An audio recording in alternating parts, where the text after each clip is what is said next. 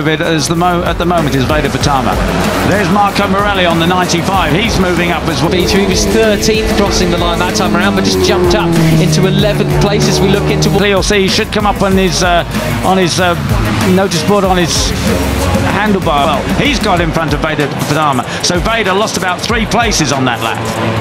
Towards turn 1 again. Goodness me, a lot of riders got close, a bit too close for comfort. Was there to tell him, and of course there's a board hung out. He's going to go. So Gonzalez looks to the inside of Ariati, but he lets the brakes off, and a few riders. Turn 1 there, flicking it left down here and then right again into the Omega curve. He's going for it straight away. Well done, Hakim, and that is going to put him way back. Goodness, really struggling there in the braking zone. I wonder if they hit a wet patch and tuck the front. I wonder if these guys, some of the bright sparks are saving tyres a bit. Well, this is part of it, unfortunately. That is going to put him, oh my goodness, 16th almost, but Mitani lost a place, as did Morelli, trying to avoid him essentially. Because in qualifying, the first pole and second quickest time was set, I think, lap 3. 16th position, he's got it to do all again, Peter. I can't believe it. Someone just break a bit earlier, I'm not sure, but whatever the case is, Pugliese now starts in the 4, and this is a 19-lap race. So I wonder if someone. Oh, what a shame! And as it stands, look at the gap with David Gonzalez just behind, Pitama back up to 4th. And like Ariati just doesn't want to try the big breakaway because he knows he's going to need tyres left. This would bring it to the championship with just 2 races left.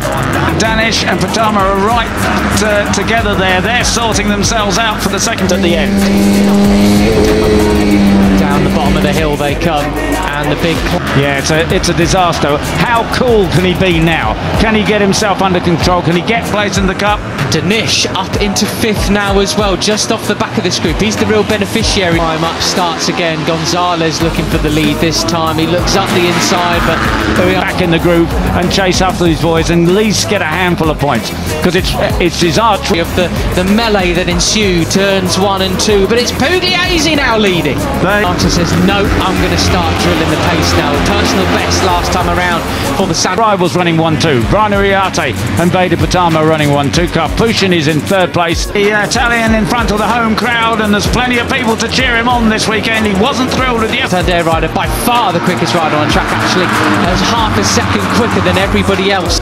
But it's the fact that Brian Ariati and Veda Pitama are running 1-2, which is the today's race at all.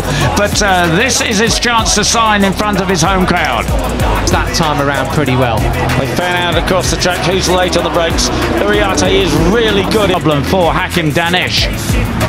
He's back in 16th place. No points for Paul, and he's looking determined. They're weaving and bucking around there as he on the brake to the left-hander at the bottom of the hill. That's where he passed Ramadiza to win 16th. Goodness me. Sullivan Mounds with the fastest lap of the race the last time round. But he gets it turned okay.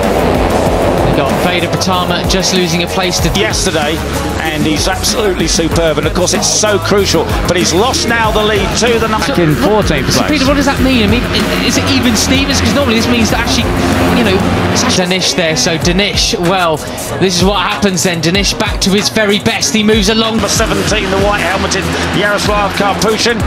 He comes alongside. It's side by side. It's quite a slow race. They're backing it up sometimes, but it doesn't look like it given the gaps at the front. Side Brian Ariati looks up the inside of Curvone, but thinks better of it. Well, with first place side Ariati and Karpushin now, as there are just 8 laps remaining. We've gone past half this.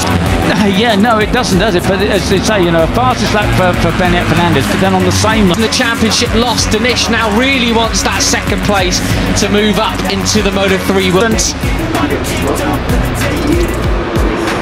Well, this leading group now. Sullivan went a little bit quicker, back in 14th place as well. So, anyway. World Championship win. And it still is the number 31 in front. Giulio Pugliese, the 16-year-old. Has become about 17 riders worth. The only rider's not in it. Right, so it's Ariati from Pitama. There's the 70 Italian. We are all concertinaing up, aren't we? Veda Pitama just off Yane and Danish at the moment then. So it's in a massive leading. Christian Daniel Jr. back there in 6th place. Just been passed by Gonzalo. The back, Marco Morelli 6th, Mitani 7th, Karpushin's there as well. He obviously had the crash yesterday. Compared to the sort of lap times they were putting in qualifying and things though, this is sort of...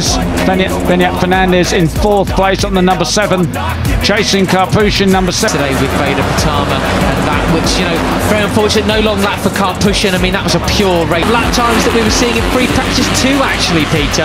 1:29.1. Exactly. Yeah, with the 17.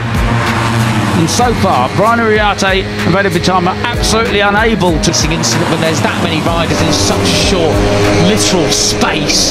You know, things are going to get... Tyres which they use for practices, free practices. Qualifying 1 and 2. A 1:28. To do what they did yesterday, which was race ahead at the front of the field. Go wrong, aren't they? And fastest lap for the race so far for Gwilym Plum. 0 from Karpushin. So yes, the tyres distinctly a bit more worn. Be very careful of the green stuff on the exit of that turn. Joel Pons having his mark, the Frenchman in 10th place. And then Kerr Martinez, the Venezuelan, had that yesterday as well. Yes, indeed. Okay, there is talking of Karpushin, the pole man. There he is heading the best ride of the year so far at the moment. The number 16 into 10th place, just behind Carter Thompson.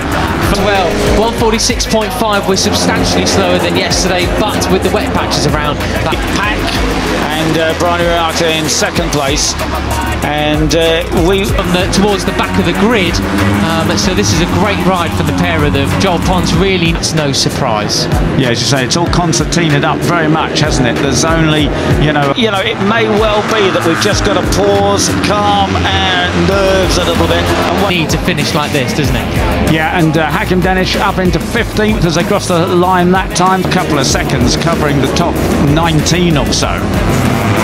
Carter Thompson up into 12th place. To see how it unfolds at the end of the race. Oh, down the waterfall. Marco Morelli takes into 3rd place. So he has 1 point at the moment. Un point.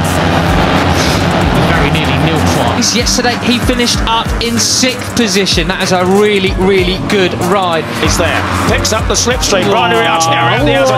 Whoa, goodness. Yeah. Unfortunately for Hakim, real shame because wow, what a block from the Australian up from 12th position. He was there, said it's all right. It's me. You can't name it. Calm your nerves. Benyat Fernandez on the number 7. Blockbuster of a finish, a real Spielberg thriller we were in for with all 3 of them. We're still in for one.